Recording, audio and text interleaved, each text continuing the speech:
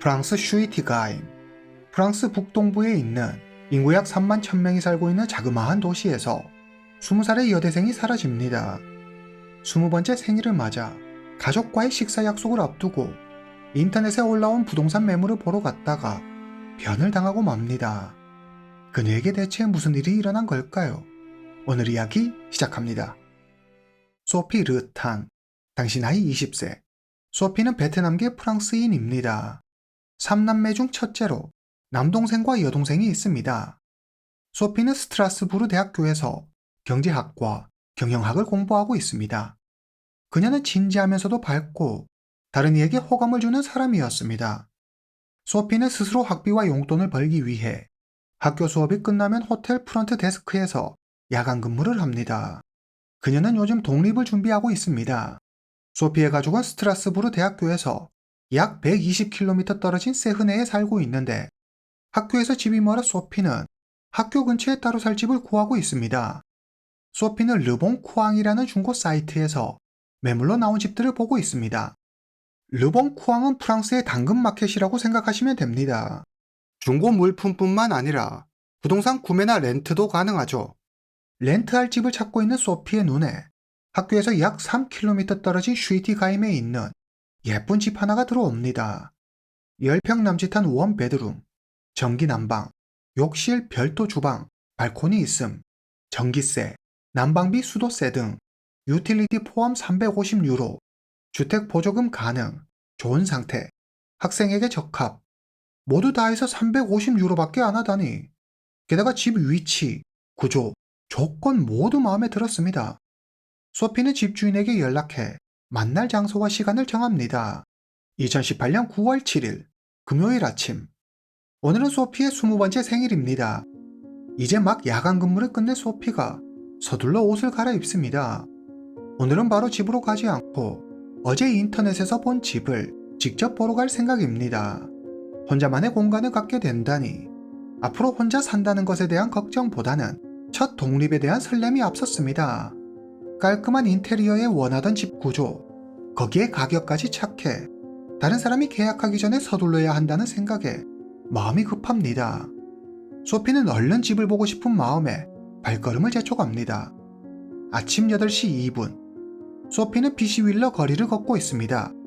그러다 휴대전화를 꺼내 거리의 한 성당 사진을 찍어 남자친구에게 보냅니다. 아침 9시, 집주인과 집을 보기로 약속한 시간입니다. 하지만 소피의 모습이 보이지 않습니다. 소피는 생일 기념으로 오늘 가족과 함께 점심을 먹기로 했습니다.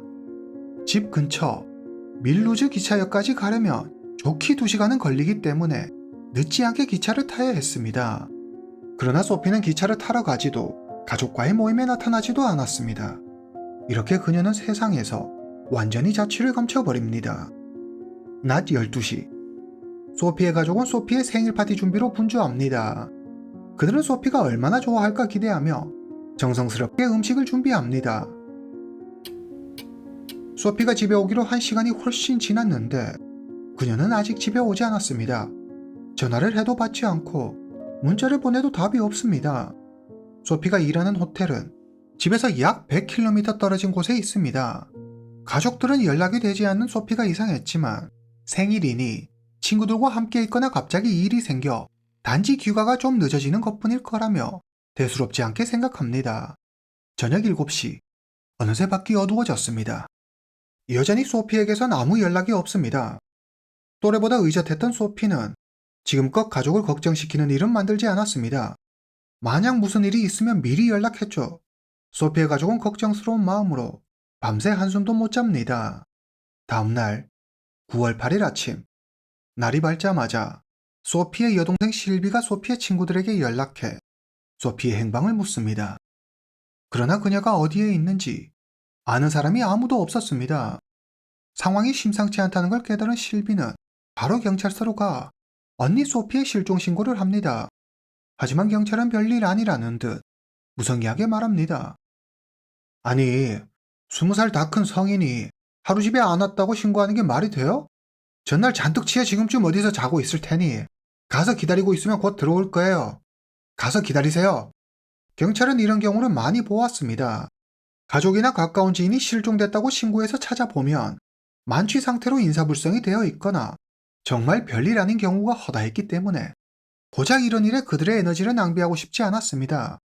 하는 수 없이 소피의 여동생 실비는 집으로 돌아옵니다. 그러나 실비는 경찰의 말에 전혀 동의할 수 없었습니다. 언니 소피는 술 마시는 걸 좋아하지 않습니다.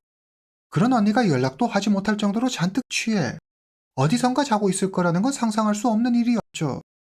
그러나 아무리 설명해도 경찰은 실비의 말에 귀담아 듣지 않습니다. 그렇다고 이대로 가만히 있을 수만은 없었습니다. 소피의 동생 실비는 언니 소피가 일하는 호텔을 찾아갑니다.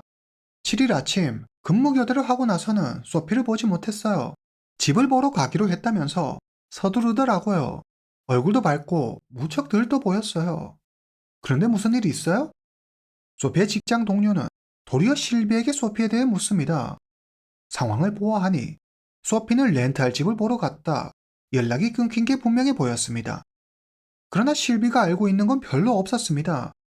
언니가 자기한텐 그냥 집을 보러 간다고 말했을 뿐, 그 집이 어디에 있는지, 어떤 컨디션을 가졌는지 등 그 집에 대해 별다른 말은 하지 않았습니다.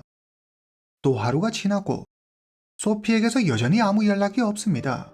소피의 여동생 실비는 언니 소피가 스냅챗이라는 앱을 자주 사용한다는 사실을 떠올립니다. 스냅챗은 미국의 모바일 메신저로 미국판 카톡입니다. 스냅챗에는 실시간 위치 공유 기능이 있는데 실비는 스냅챗의 위치 공유 기능을 이용해 언니 소피의 위치를 추적합니다. 그리고 소피가 9월 7일 아침 8시 45분에 BC윌러 54번지에 있었다는 사실을 알게 됩니다. 소피가 보러 간 집이 여기에 있는 걸까요? 소피의 가족은 곧장 BC윌러 54번지로 갑니다. 소피의 가족은 한 집 한 집 찾아다니며 소피의 사진을 보여주면서 그녀를 본 적이 있는지 묻습니다. 하지만 소피를 봤다는 사람이 아무도 없었습니다. 그때 소피의 여동생 실비가 한 가지 방법을 생각해냅니다.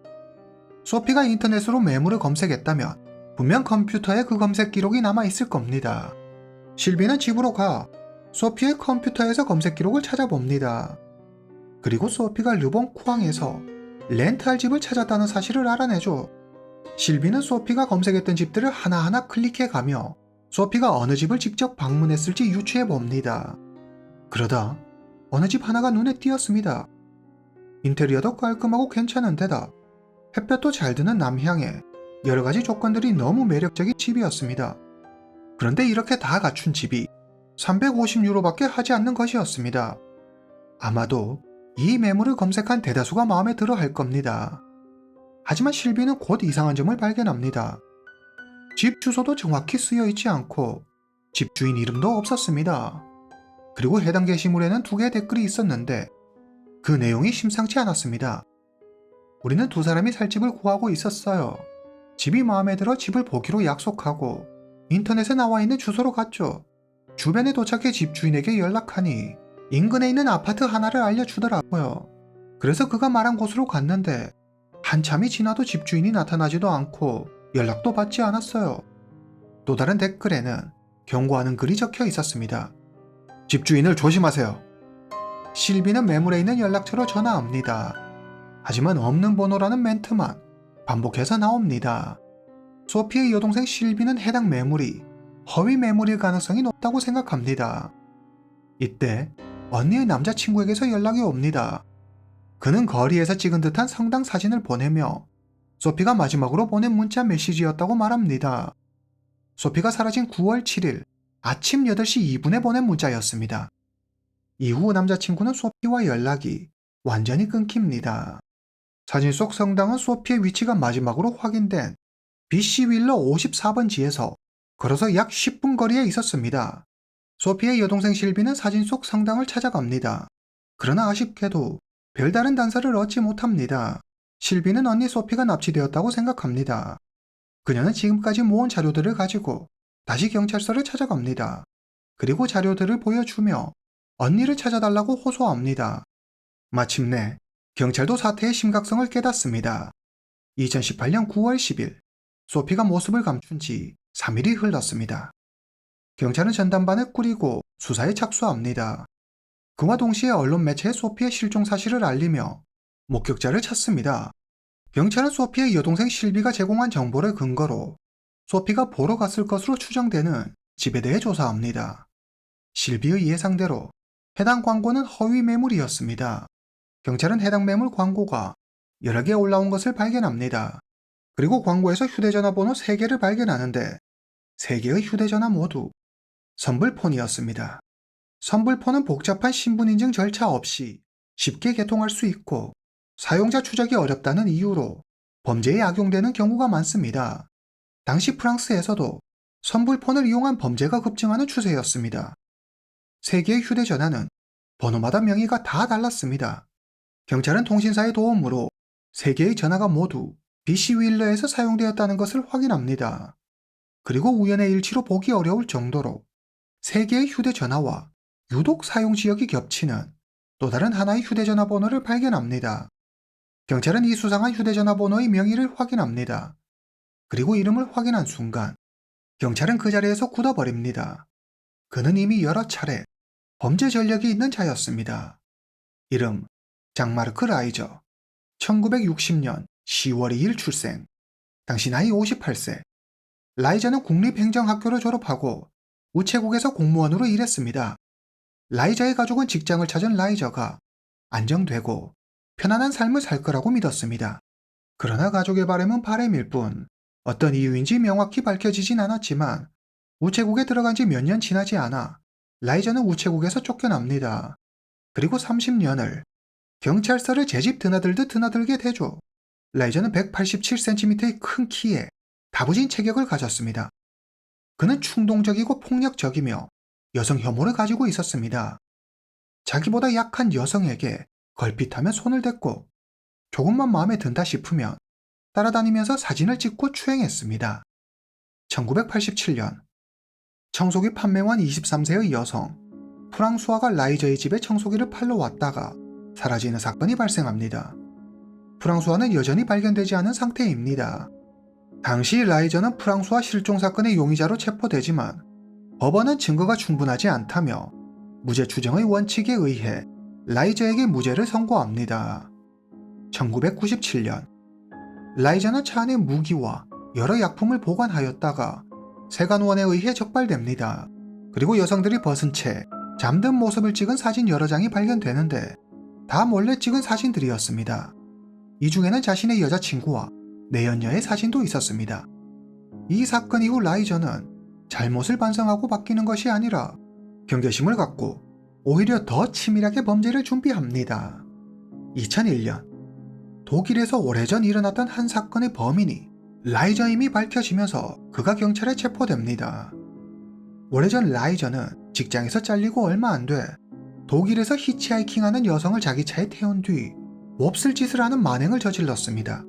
당시 수사기술로는 범인을 잡지 못했지만 2001년 과학수사가 발전하면서 당시 사건의 범인이 라이저라는 사실이 드러납니다. 라이저는 유기징역 15년형을 선고받고 교도소에 수감됩니다. 그러나 10년 후 라이저는 모범수로 선정되어 가석방됩니다. 이렇게 그는 5년 일찍 사회로 돌아오게 됩니다. 2012년 출소 후 라이저는 스트라스부르 대학에 들어가 공부를 시작합니다. 라이저가 그간의 일을 뉘우치고 새 사람이라도 되려고 그러나 싶지만 어디 인간이 그리 쉽게 변할까요? 라이저는 병원과 동물병원에서 여러 차례 약품을 훔쳐 경찰서를 제 집 드나들듯 드나들게 됩니다. 2018년 9월 15일 저녁 라이저가 소피 실종 사건에 연관이 돼 있는 것을 확인한 경찰은 라이저의 아파트를 급습합니다. 놀랍게도 그는 소피의 위치가 마지막으로 확인된 곳 맞은편에 살고 있었습니다. 경찰은 라이저를 경찰서로 데려가 조사합니다. 난 모르는 일이에요. 소피가 누군지도 모른다고요? 라이저가 순순히 자신의 범행을 인정할 리가 없습니다. 경찰 조사 결과 르봉쿠앙의 매물 광고에 있는 선불폰 번호가 실은 라이저의 것임이 밝혀집니다. 그리고 그가 인터넷에 이 같은 허위 매물을 지속적으로 올리고 있었다는 사실이 확인됩니다. 라이저가 인터넷에 등록한 매물 중 단 한 채, 그의 어머니 집을 제외하고는 모두 그의 집이 아니었습니다. 경찰은 라이저가 젊은 여성들을 유인하기 위해 의도적으로 허위 광고를 올린 것이라고 판단합니다. 그가 올린 게시물에 있는 댓글만 봐도 알 수 있듯이 그는 약속 장소를 자기 집 앞으로 하고 약속 장소에 여성이 혼자가 아닌 일행과 함께 오면 아예 나타나지 않고 여성이 혼자 왔을 때만 나타나 몹쓸 짓을 저질렀을 것으로 추정합니다. 그러나 라이저는 모든 혐의를 일체 부인합니다. 인터넷에 올린 매물 광고는 내가 한 게 아니에요. 아이디를 해킹당했어요. 누가 내가 한 것처럼 꾸민 거라고요. 여기서 최대 피해자는 바로 나예요. 소피가 사라진 지 10일째 되는 날, 2018년 9월 17일, 경찰은 법원으로부터 수색영장을 발부받아 라이저의 집과 차를 수색합니다. 라이저의 집은 당황스러울 정도로 깨끗하고 잘 정리되어 있었습니다. 경찰은 31년 전 프랑수아 사건을 기억합니다. 청소기 판매원이었던 프랑수아의 마지막 목적지가 라이저의 집이었고 그 외 심증은 많았지만 라이저의 집이 너무 깨끗하게 정돈되어 있어 구체적인 물증을 확보하지 못하는 바람에 그는 결국 무죄로 풀려나게 됩니다. 라이저는 그때처럼 범죄 흔적을 깨끗이 정리한 듯 보였습니다. 하지만 그가 모르는 사실이 있습니다. 31년 전과 지금의 수사 기법은 확연히 다릅니다. 과학 수사 기법이 상당히 발전했죠. 경찰은 집안의 대대적인 루미놀 검사를 진행합니다. 그리고 욕실에서 혈흔을 확인하는 루미놀 검사를 진행한 결과 다량의 혈흔을 발견합니다. 또한 욕실 벽과 바닥에서 다수의 긁힌 자국이 발견되는데 뾰족한 도구로 반복해서 긁은 듯 했습니다. 라이저가 소피를 죽였다. 경찰은 다량의 혈흔과 다수의 긁힌 자국으로 미루어 볼 때 라이저가 소피를 죽이고 신체를 작업했을 것으로 추정합니다. 그 외 라이저의 옷, 신발 등에서도 미량의 혈흔을 발견합니다.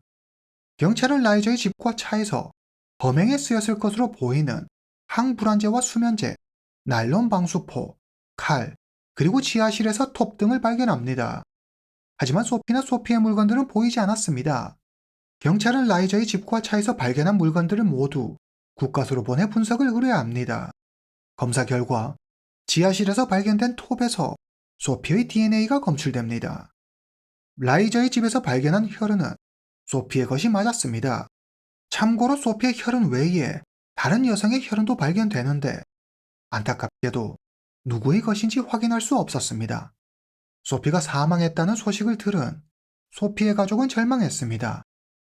증거를 확보한 경찰은 강하게 라이저를 압박하지만 라이저는 끝까지 자신의 범행을 부인합니다. 확실하게 그를 재판장에 세우려면 소피를 찾아야만 합니다. 경찰은 대규모 인력과 경찰견을 동원해 수색을 벌이지만 소피를 찾는 데 실패합니다. 경찰은 소피가 유기된 장소를 찾기 위해 심리 전문가까지 동원해 라이저와의 면담을 진행하지만 라이저는 오히려 그녀를 추행하고 가지고 노는 듯한 모습을 보입니다. 경찰은 하는 수 없이 지금까지의 증거를 가지고 라이저를 기소합니다. 결국 소피를 찾지 못한 채 1년의 시간이 흐릅니다. 이때 뜻밖의 소식이 들려옵니다. 2019년 10월 23일 스트라스부르 경찰서의 전화벨이 울립니다. 저기 숲에서 사람뼈 같은 걸 발견했어요. 스트라스부르에서 약 40km 떨어진 숲을 지나던 등산객의 신고 전화였습니다. 신고를 접수한 경찰은 즉시 현장으로 출동합니다. 숲 바닥에 두개골이 드러나 있었는데 빗물에 땅이 씻겨 내려가면서 드러난 듯 보였습니다. 경찰은 두개골이 발견된 곳 주변에서 손뼈와 다른 뼈들도 발견합니다. DNA 분석 결과 1년 전 사라진 소피였습니다. 법의학자는 유골의 살점이 거의 남아있지 않은 것으로 보아 범인이 소피의 뼈와 살을 분리한 뒤 잘라 유기한 것으로 판단합니다. 범인의 극악무도함에 치가 떨리네요. 라이저는 여전히 자신의 무죄를 주장했지만 확실한 증거를 확보한 경찰은 고의살인 혐의로 라이저를 기소합니다.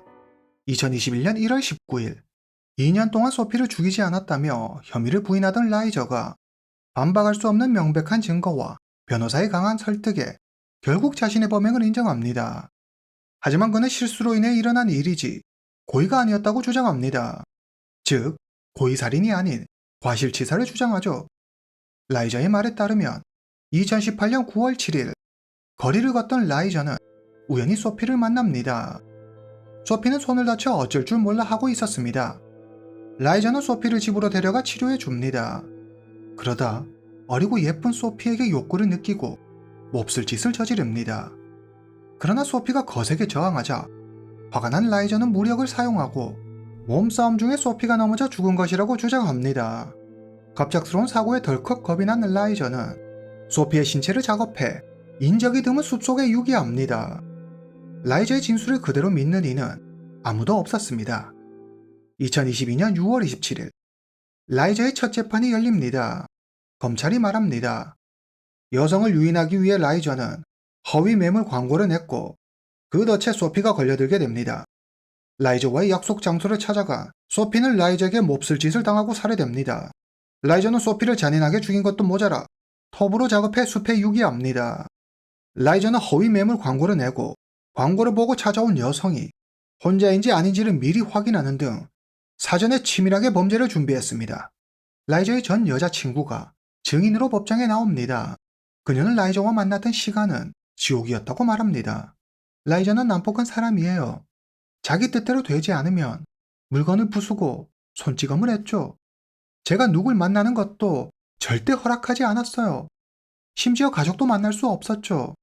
전 처음부터 라이저와 사귀고 싶지 않았어요. 그런데 제가 만나줄 때까지 따라다니면서 괴롭혔어요. 어쩔 수가 없었어요. 상황이 자기한테 불리하게 돌아가는 것 같자 라이저는 어릴 때 알코올 중독자인 아버지 밑에서 자라 여러 트라우마를 겪고 있으며 정신질환을 가지고 있다고 주장합니다. 그러면서 정신감정을 신청하죠. 하지만 재판부는 라이저의 정신감정 신청을 그 자리에서 기각합니다. 2022년 7월 5일 법원은 라이저에게 22년 후 가석방 신청이 가능한 종신형을 선고합니다. 2022년 7월 7일 라이저는 1심 판결을 불복해 곧장 항소합니다. 그는 여전히 우발적인 범행을 주장합니다. 만약 그의 주장이 받아들여진다면 그는 최대 30년형으로 감형될 겁니다. 2023년 6월 29일 법원은 라이저의 항소를 기각하고 원심 판결을 그대로 유지합니다. 프랑스 시민들은 반복적으로 강력 범죄를 저지른 이를 제대로 수사하지 못한 경찰과 가벼운 처벌로 그를 사회에 복귀시킨 사법부를 비난하며 엄격한 법 집행을 호소합니다. 소피의 가족은 소피가 재범을 저지르는 범죄자의 다음 범죄를 막는 역할을 했다며 라이저와 같이 같은 범죄를 반복해서 저지르는 이가 다시는 사회에 나오지 못하도록 하는 것이 사법부의 역할이라고 했습니다. 오늘 이야기는 여기까지입니다. 다음 시간에 뵙겠습니다.